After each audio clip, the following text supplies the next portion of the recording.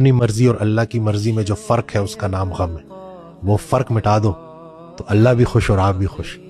फ़र्क है ना, अल्लाह ने कुछ चाहा, आप कुछ और चाह रहे हो। अब अल्लाह ने जो काम आपसे करवाना चाह रहा है वो आप कर नहीं रहे हो, अब वो गम बन गया। लेकिन अगर आप उसको कबूल करोगे तो खुशी, और दूसरे की खुशी महसूस करना।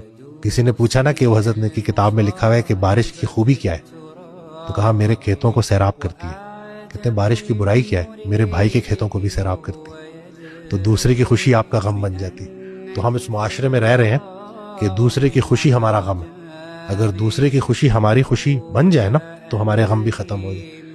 फर्क सिर्फ इतना, नेकी का रिवॉर्ड आखिरत में तो मिलेगा, लेकिन अल्लाह के लिए की गई नेकी का सबसे बड़ा रिवॉर्ड ये है कि जब आप किसी के साथ नेकी कर रहे होते हो ना और वो आपको दुआएं दे रहा होता है, उससे जो सेटिस्फेक्शन आपको होती है दुनिया की किसी चीज़ से नहीं होती। इसके मुकाबले पे दुनिया की कोई मर्सिडीज नहीं आ सकती, दुनिया का कोई मर्तबा नहीं आ सकता। ये बात लोगों को समझानी है।